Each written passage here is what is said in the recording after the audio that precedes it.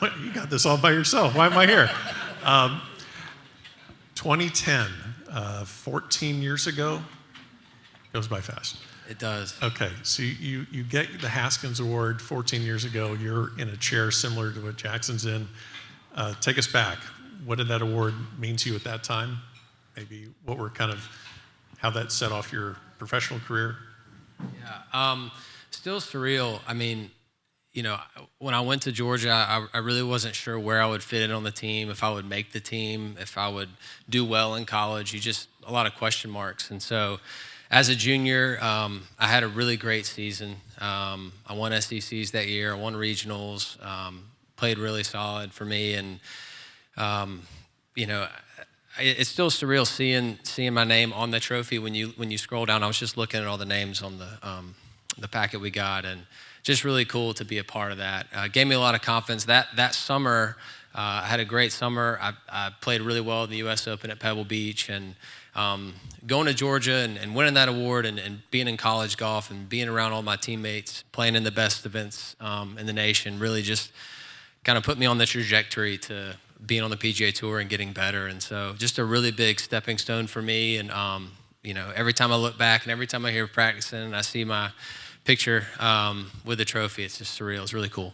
And, the Haskins Award, I'm sure everyone in the room knows it, but it's voted on by players and coaches, SIDs, college golf media. I mean, this award is separate from any other award where you're really just recognized by your peers that actually play in the same tournaments, coaches that are coaching against you. It's completely different than other awards that, you know how it is. There's different boards and policies and votes, and this is completely different.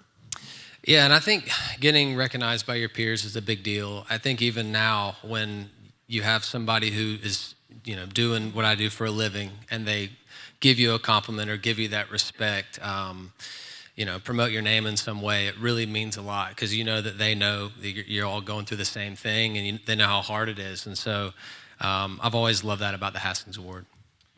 You played on the Walker Cup team in 2011. Actually, this morning, earlier, it was announced the practice session is set for next month in South Florida.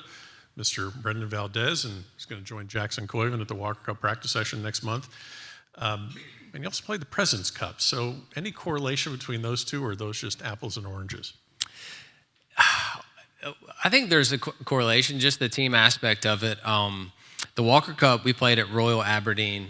It was very cold. It was very different than the type of golf that I'm used to playing.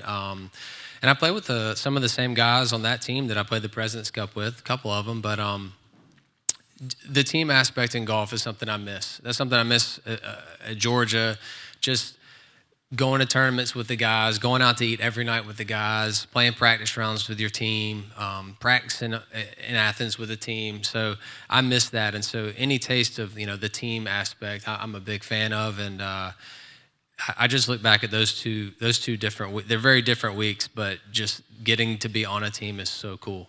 When you're in a team room, I know anyone that consumes kind of news from a golf channel or for media, they may say, well, how much do these pros care about a team event? Are they really all in? What was your experience in there, just kind of playing with your peers? I know you're playing professionally on the PGA Tour, but now you're in a team environment. Was there that moment where it really kind of clicked, like, okay, everyone's really all in on this? Yeah, I think I didn't know what to expect. There wasn't a ton of talk about what it was going to be like with the guys leading up to the event. I didn't have a ton of notice. I didn't play a lot of tournaments knowing that I was on the team. But I've known everybody on that team for a while now and played a lot with them. So, and I'm not super close with all of them, but when the week started, immediately I was. There was a bond. It was something special that hard to describe, but I just all of a sudden felt like we were a part of a family and we're about to go to war. Fair enough. Well, thrilled that you're here tonight. Let's get this Haskins Award given out to Mr. Koivun. Jackson, come on up.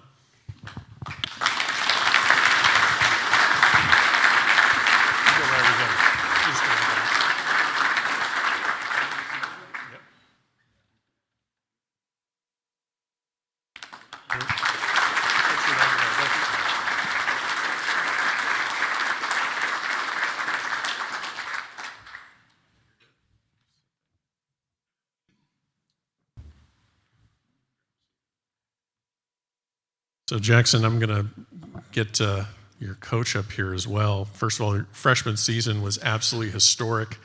He is the first player in history to capture all 4 major individual awards in the same season. First Auburn player in history to win the Haskins first freshman since 2012. There are a lot of individual achievements that I know that we can add on to that, but I think the biggest one for you was help lead your team to the program's first national championship. War Eagle. So joining Jackson on stage this evening is his head coach, Nick Clinard. After 8 seasons as a head coach at UCF, he joined Auburn in 2009. Last year led them to 10 tournament victories, 7 in a row, capped off by the SEC championship and the national championship. I had to get this correct. Your record as a team was 185 wins, 9 losses, 1 tie, 46 1-1 against the SEC. And he was awarded the SEC and National Coach of the Year. Ladies and gentlemen, Nick Clinard.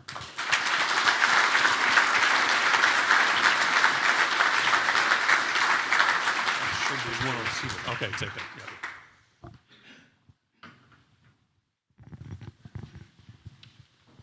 So, like that collar? I'm glad. War Eagle sock? I'm glad that Georgia Bulldog infomercial's over. Okay. Just kidding. I didn't even say where Justin Thomas went to college. I did you a solid right there. You notice that? Let's start with a little bit of back information. Jackson, born in California, grew up in North Carolina. Maybe a little bit of a start in the game. How'd you get going in golf? Yeah, so I just started hitting golf balls in the backyard. Dad gave me some plastic clubs and kind of took off from there. Found a local golf course, just kind of went there a lot, played a lot of their sports, but was always a little better at golf than the rest of them. And come high school, I kind of just narrowed in on golf and took off from there. And Coach, you obviously UCF and then moving to Auburn in 2009. When did maybe you start to realize that like coaching was really kind of your path, your profession? Because it's different for all coaches, it seems. So when was that moment for you? I got started, I guess, in the summer of 2001. It's been a long time ago now. I thought I'd do it about a year or 2 and then find a real job. That's kind of what I was thinking at that time. But I just fell in love with it. I fell in love with developing young people. I fell in love with helping people. I just had that sense of camaraderie with the guys, and I really enjoyed it. And it was my way of still competing, but not playing professional golf, which I figured out after about 4.5 years that I probably should have quit about 3.5 years before that. There's a lot of Russell Henleys out there, right? That's right, because they're really, really good. But I really found out I could get my competitiveness through the team, and I really enjoyed it. And when did recruiting is such a huge part of your profession. I mean, I see you at tournaments throughout the year, and then actually we don't see each other in the summer because I'm at amateur tournaments, you're at junior tournaments. So when did the name Jackson Koivun first kind of get on your radar? He was pretty young. He was the guy. He was pretty young, is what you're saying. He was very young. Not He's young still anymore. young. Okay, I was just He was very young. I've got pictures of him when he was. How old were you when you played in the Future Masters? I think it was 12. Why don't we 12? have those photos now? Yeah, I've got them on my phone. But he had Auburn, shirt on. I think he drove through campus with his mom and saw campus. And I saw pictures of him in a bookstore buying an Auburn hoodie or an Auburn sweatshirt or whatever. And he was just on our radar early. Then my assistant coach, Coach Williams, was like, the kid's really good. He's a winner. Played a lot of stuff out in Northern California. He just kept winning and winning and winning. So there's value. He wasn't necessarily just chasing a certain tour. He was learning how to win. He was learning how to compete. And it was something that really stood out to us. And Jackson, obviously there were other schools, I'm sure, interested in acquiring your services as a collegiate golfer. You don't need to mention them by name, just in case they're in the room. I didn't know there was any other schools in the country. No, yeah, I'm sure. But if there was another school that was interested, what stood out about Auburn to you? I think just the team aspect. The guys on the team were really good to me, and the coaches, I think, are the best in the country. The awards say so, but thank you, Jackson.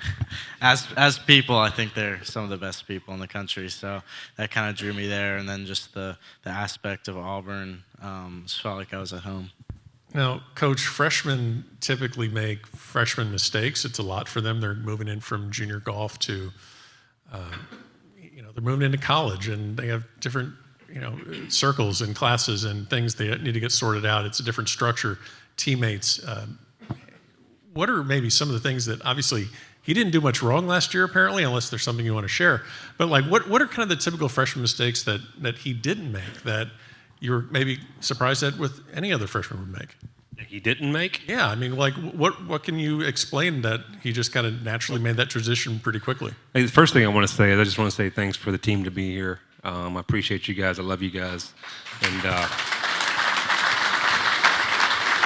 it means a lot for your support of the program in Florida Jackson. I would say, as Jackson in particular, I mean, obviously he went through the fall and had a lot of success. He's a young freshman. He's a typical freshman. He's worried about qualifying, worried about making the lineup. And he comes in and says, hey, in January, he's like, I need to speak to you. And Chris and I are like, okay, whatever, come on in. What's on your mind? He's like, I'm nervous about qualifying. Like, what do I do? And he's just, I don't know what you strung off in the fall, but it was like, I think you've had one tournament outside the top 5 in the fall. And I just looked at him and said, listen, if there's gas in the van and there's jet fuel in the plane, you're probably going to be on it.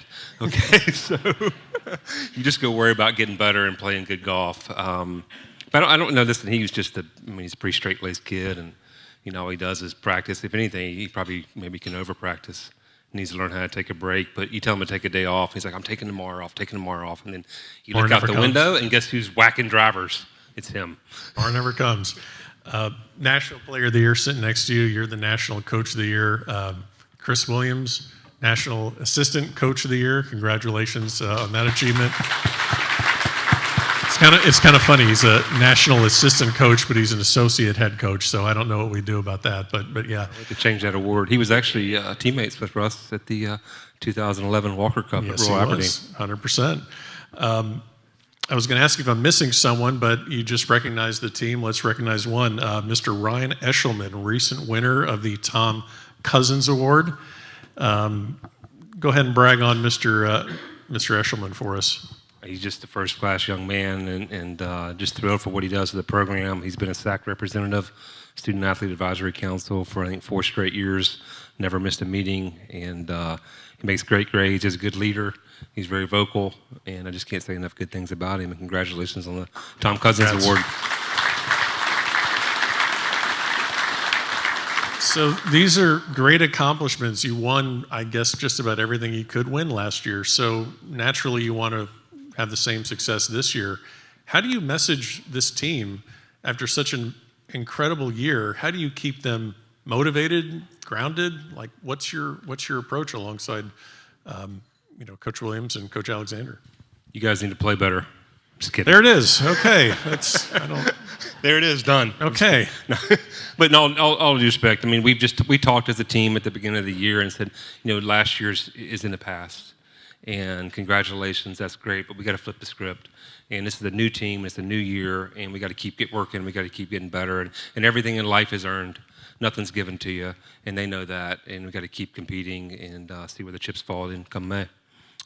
Coach Williams has his experiences. You also, like I said, Buddy Alexander, he won a national championship with Florida. What are their strengths compared to maybe yours? I don't want you to, mention your weaknesses. Chris is a lot more mellow than I am. Okay. So I'm pretty type A. But they bring wisdom. I mean, Buddy brings, obviously he's been coaching. He's a coach at University of Florida forever. And just the amount of experience and the wisdom and things that Chris and I can lean on him against. And then, Chris just is an incredible person. He's an incredible recruiter. He relates really well with the team. And he's a great player. And I think he brings a dimension of playing the game and competing and always competing hard on every shot. And he just brings so much value to the program. And I couldn't do it without him, I can promise you that. Jackson, what do you think makes, I know what Coach said about the team and everyone works really hard, but you have a lot of personalities on this team. We're going to get to Mr. Valdez in just a minute, but we have a lot of personalities on this team, and I see you guys a lot throughout the collegiate schedule, amateur schedule. What's it like in the team room that you think makes this team gel so well to perform at a historic level last year and try and do it again this year? Yeah, I think we have a lot of guys that kind of balance each other out. we all get along really well.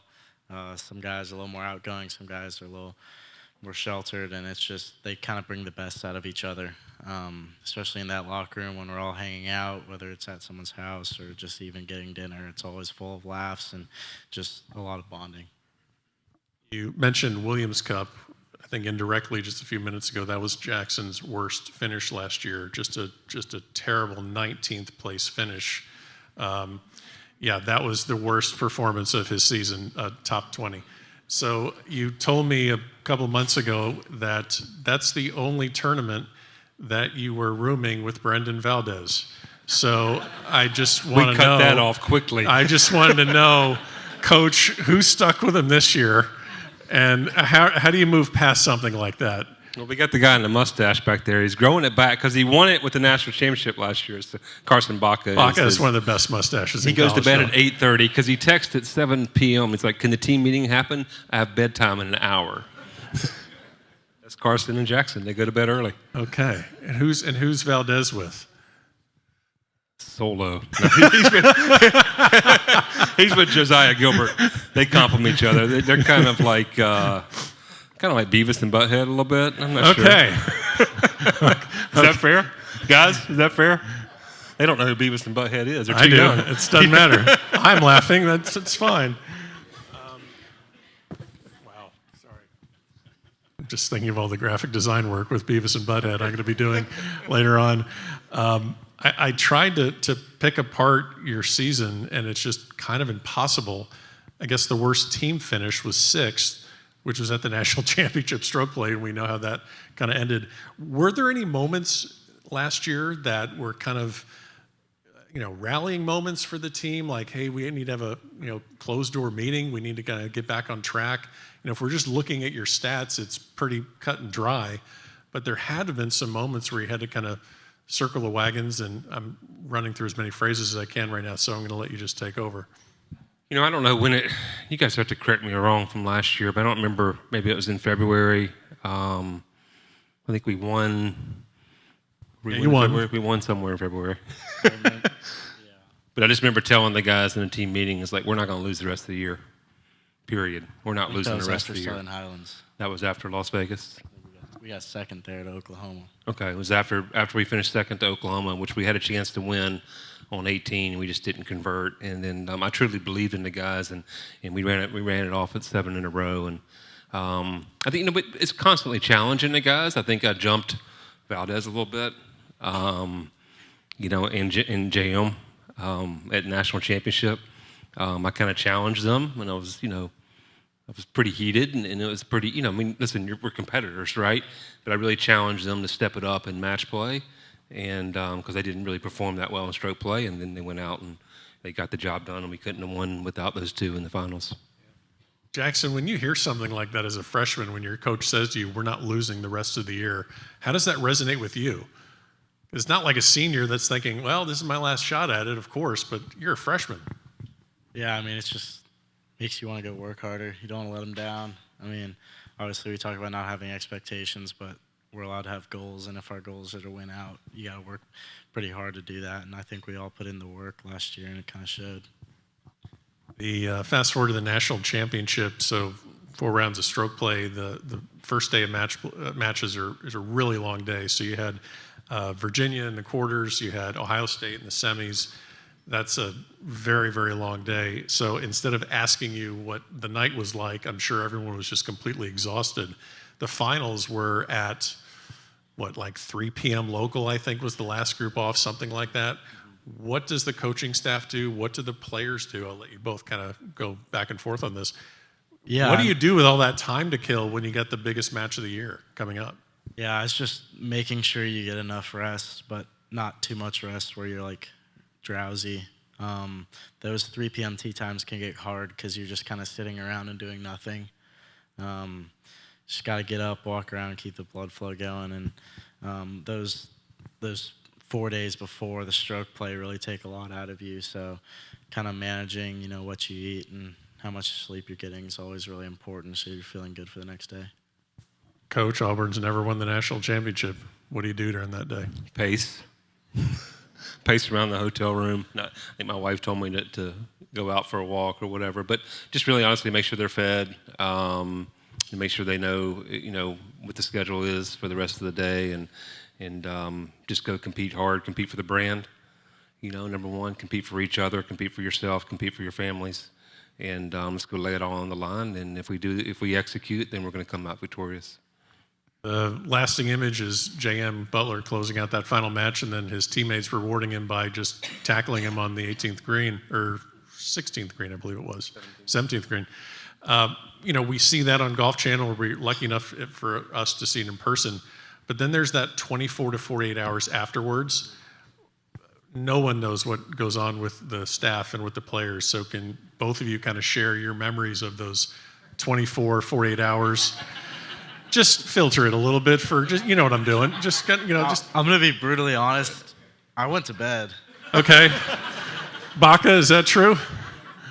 Okay, cool. I told you they were golf nerds. All right. We hung out a little bit, kind of walked around with the trophy or whatever, and it just got to like 10 o'clock, and it kind of hit us like a train.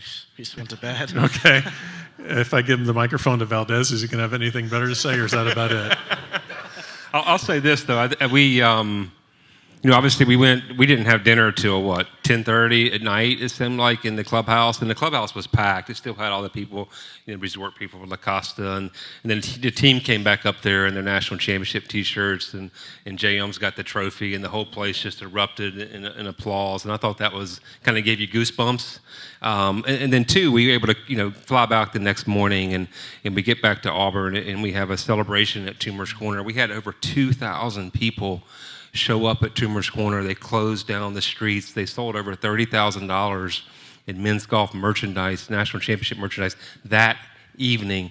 And we're sitting on the stage, and we're up there with President Roberts and Athletic Director John Cohen and the mayor, and Buddy Alexander elbows me, and he goes, "They don't do this at other schools. I just want to let you know that." And it was just almost like gave you goosebumps, and it just made you realize you're so blessed, and it's such a privilege to coach at Auburn. Let's absolutely. Let's pivot a little bit to Jackson's win of the Haskins Award. You obviously see what he's doing throughout the regular season. You don't want to equate it necessarily to like a pitcher on a run of getting a no-hitter, but it seems like he's just racking up top fives. SEC champion. And is there a time that you're thinking about what's coming for him with these awards, or do you just kind of not even, is it just something that's not talked about? Like, what was kind of the mood in those last, the March and Aprils, as it's getting closer to the end of the season? You kind of know, you've been around, you know what's coming. Yeah, you just focus on the process. I mean, the rewards are all result-driven, right? If you go focus on the process and you're able to execute, and that all just comes with it.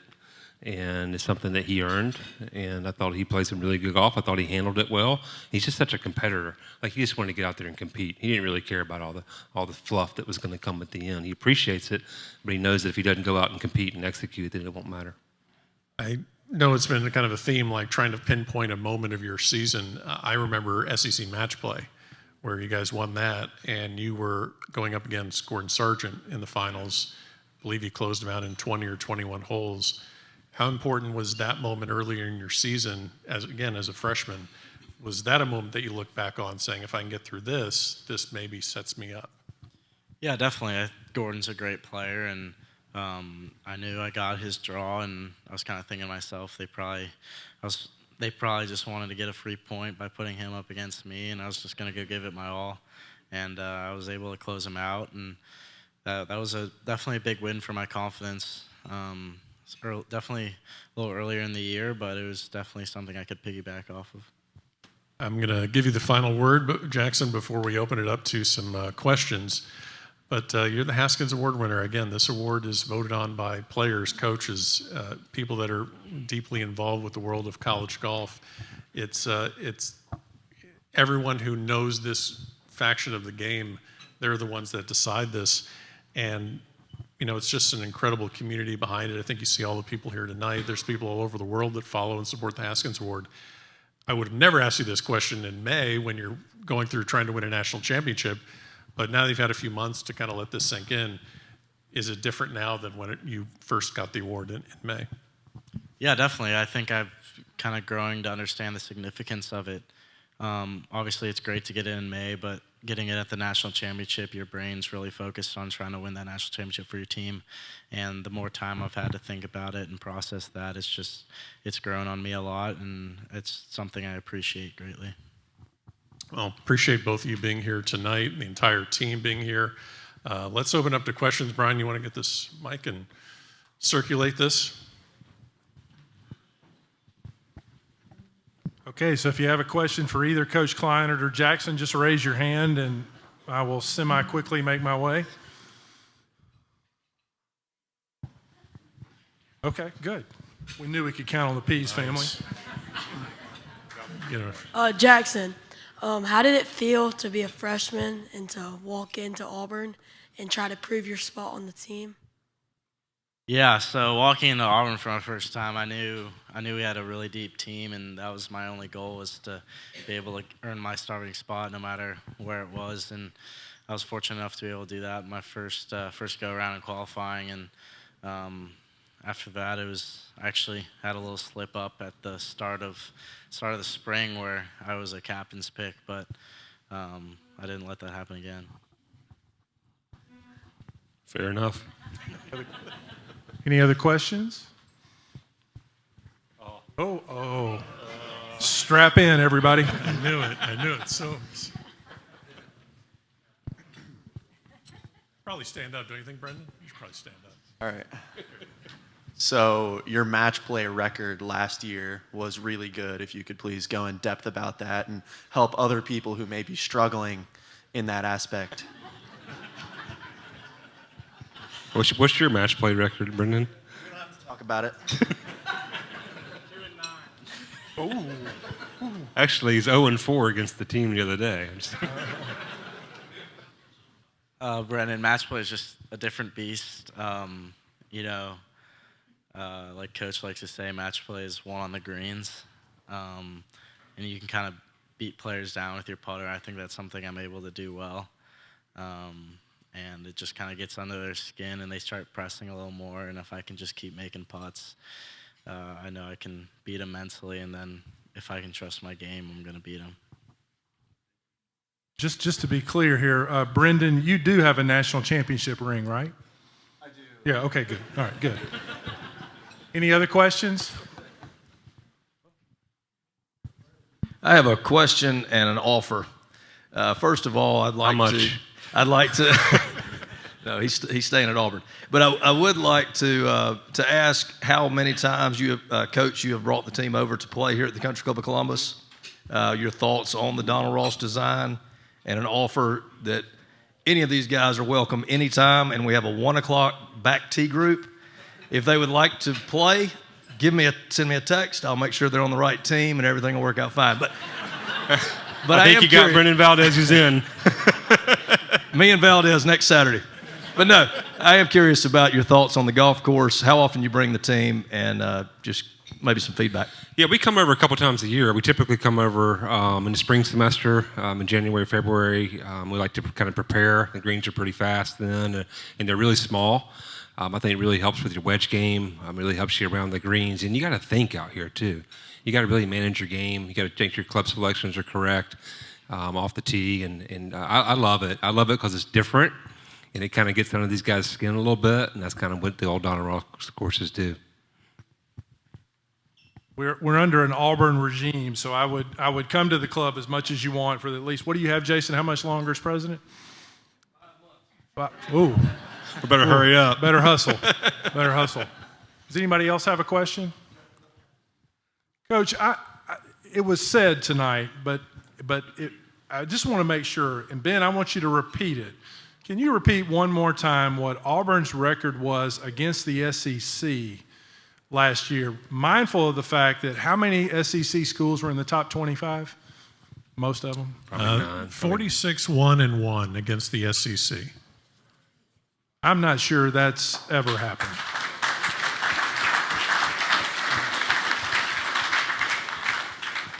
That's pretty impressive, and I haven't hit a shot yet. Keep it that way.